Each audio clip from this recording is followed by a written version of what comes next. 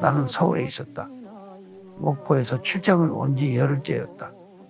광화문 근처에 있는 림여관에 투숙하고 있었다. 마침 해군 장교인 친구가 여관으로 찾아와 함께 명동으로 바람을 쐬러 나갔다. 식당에서 점심을 먹고 시내를 거닐고 있는데 확성기를 탄 군용 트럭이 갑자기 나타났다. 확성기에서 다급한 외침이 터져 나왔다. 군인들은 즉시 부대로 돌아가라. 군인들은 전원 원대 복귀하라. 트럭은 거리를 쏜살처럼 질주해 사라졌다. 친구에게 무슨 일이 터졌느냐고 묻자 그도 영문을 모르겠다는 듯 나를 빤히 쳐다봤다. 친구는 서둘러 부대로 복귀하고 혼자 숙소로 돌아오는데 사람들이 부산하게 오고 갔다. 무슨 일이 벌어지고 있으면 분명했다. 심상치 않았다. 근처 아는 사람 집에 들러 라디오 방송을 들었다. 라디오에서는 국계가 전면적으로 전쟁을 도발해 왔다는 내용을 반복해서 내보내고 있었다. 우리 역사상 가장 큰 비극 중에 하나인 한국전쟁 발발을 이렇게 해서 알게 되었다. 그러나 크게 걱정하지 않았다. 당시에는 자주 일선에서 총격전이 벌어졌고 우리 정부는 그때마다 넘어오는 적을 사살했다. 도발하자마자 모두 격퇴했다는 등 국군의 막강한 전력을 자랑했었다. 신성모 국방장관의 말은 지금도 잊히지가 않는다. 대통령이 명령만 내리시면 우리 국군은 사흘 만에 평양까지, 일주일 만에 압록강까지 이르러 그 강물을 대통령에게 바치겠다. 그리고 이승만 대통령은 기회 있을 때마다 북진 무력 통일론을 주창했다. 그래서 남과 북의 교전 소식이 전해지면 이 대통령이 통일 계획을 실행에 옮기고 있는 것 아니냐 하고 생각하는 사람도 많았다. 집단 착시 현상이었다. 라디오 뉴스를 통해 북한의 전면적인 침공 사실을 알았지만 우리 국군이 이길 것이라고 생각했다. 그것은 나만의 생각이 아니었다. 모두들 그렇게 믿고 있었다. 나는 계속 여관에 묵으면서 전황의 촉각을 곤두세웠다. 신문에 보도되는 전황과 정부의 발표는 남쪽의 일방적인 승리였다. 라디오에서도 계속 국군의 승정보를 알렸다.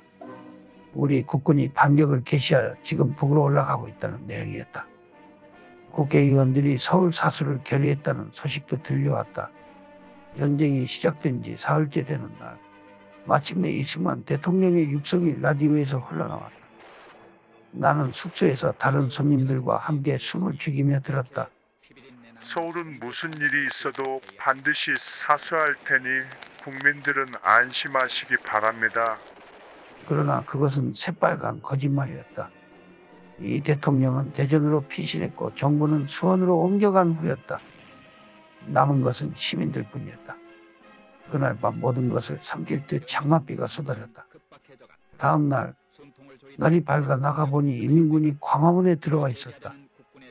지난밤 보고 속에 세상이 바뀐 것이었다. 거리마다 북쪽에서 내려온 피난민들로 북새통이었다. 내가 묵고 있는 여관으로도 피난민이 꾸역꾸역 몰려들었다. 형천병력 같은 일인데도 달리 생각하면 어이가 없었다. 대통령이 서울 사수를 약속한 다음 날 적들이 서울을 접수해버렸다. 시민을 안심시키고 시민을 볼모로 삼고 저희끼리 도망을 가다니 생각할수록 기가 막혔다. 조금 있다가 한강철도가 끊겼다는 소식이 들려왔다. 북한군이 남하하지 못하도록 다리를 폭파했다는 것이다. 아무런 경고도 하지 않아 강을 건너던 수십 대의 차량이 날아가거나 강으로 떨어지고 피난민과 퇴각 중인 병사들 수백 명이 무참히 희생을 당했다. 나는 꼼짝없이 서울에 갇혔다. 인공기가 휘날리는 서울에서 가장 큰 문제는 먹고 사는 것이었다. 수중에 돈이 없었다. 지니고 있던 돈은 목포에서 올라온 친구와 처남들에게 모두 나눠주었던 것이다. 그들은 전쟁이 터지자 모두 고향으로 내려갔다. 그들에게 돈을 나눠준 것은 믿는 구석이 있었기 때문이다. 거래처인 조선상선에서 받은 목돈이 있었는데 그걸 여관에서는 보관할 수가 없어 조선상선에서 금고에 맡겼고 그걸 찾았으면 될 줄 알았다. 그러나 돈을 찾으러 가보니 어느새 금고를 인민군들이 봉인해버려 꺼낼 수가 없었다. 졸지에 알거지가 되었다. 할 수 없이 입고 있던 양복과 시계를 팔아 하루하루 숙식을 해결했다. 하루는 여관 근처에 러시아 대사관 터를 거닐고 있다가 우연히 근처 학교 운동장에서 벌어진 소위 인민재판이라는 것을 목격했다. 사람들이 모여있고 그 앞에 한 남자가 무릎을 꿇고 있었다. 완장을 찬 한 사내가 한참 동안 죄상을 열거한 뒤에 이 반동군자를 어떻게 해야겠소? 하고 묻자고지요. 죽이시오 하는 외침이 들려왔다. 서로 짠 듯 거침이 없었다. 재판은 그걸로 끝이었다. 사내는 어디론가 끌려갔다. 어딘가에서 죽임을 당했을 것이다. 나는 그 광경을 숨어서 지켜봤다. 온몸에 설움이 돋았다. 저들이 무슨 짓을 하고 있는가? 공산당이 지배하는 현실을 살벌하기만 했다. 나와 공산주의는 너무도 맞지 않았다. 더구나 서울의 식량 사정은 갈수록 악화되어 갔고 젊은이들은 의용군으로 마구 끌려갔다. 갑자기 두고 온 어머니와 가족들이 걱정되었다. 아내는 내가 출장을 떠나올 즈음에 만삭이었다. 나는 서울을 탈출하기로 마음먹었다. 목포에 가려면 한강을 건너야 했다. 함께 갈 사람들을 모았다. 편함과 고향이 고령인 친구 조정환, 거래처인 조선상선 직원 한동원, 행선지가 군산인 사람들 모두 5명이 사공을 찾아가 은밀하게 돈을 쥐어주었다.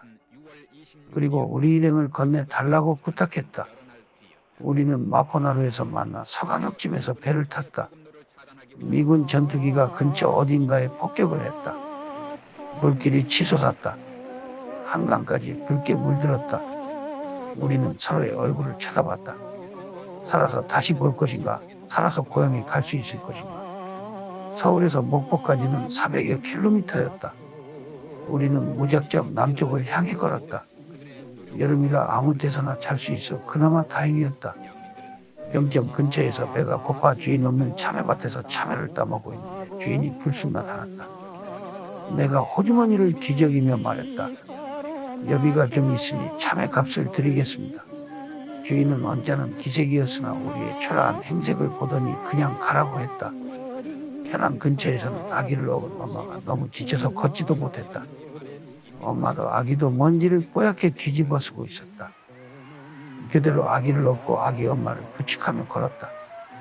우리는 대전으로 바로 내려가면 위험할 것 같아 당진 보령 쪽으로 길을 잡았다. 당진에서는 무작정 제법 큰 집에 들러 잠자리를 얻고 저녁에 아침까지 얻어먹었다. 밥값을 치르겠다니 주인이 우우하며 손사래를 쳤다. 그런 말을 못하는 장애인이었는데 우리들어 그냥 가라는 소리였다. 홍성에서는 가파른 산길을 걸었다. 목이 너무 말랐다. 목을 축였으면 하고 길갓집에 들어섰더니 주인이 대뜸 항아리를 가리켰다. 그 속에는 보리차가 가득 채워져 있었다. 피난 행렬이 끊이지 않으니 그들이 행여 찬물을 먹고 탈이 날까봐 미리 끓여놓은 것이었다. 우리를 치근하게 바라보는 그 주인을 한참 동안 쳐다봤다. 보령에서는 친구 주장원의 집에서 이틀을 잘 대접받고 목포로 향했다.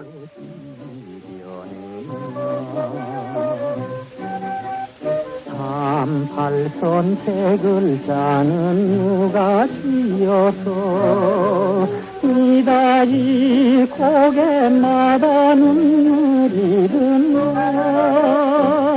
손모아 비나이다.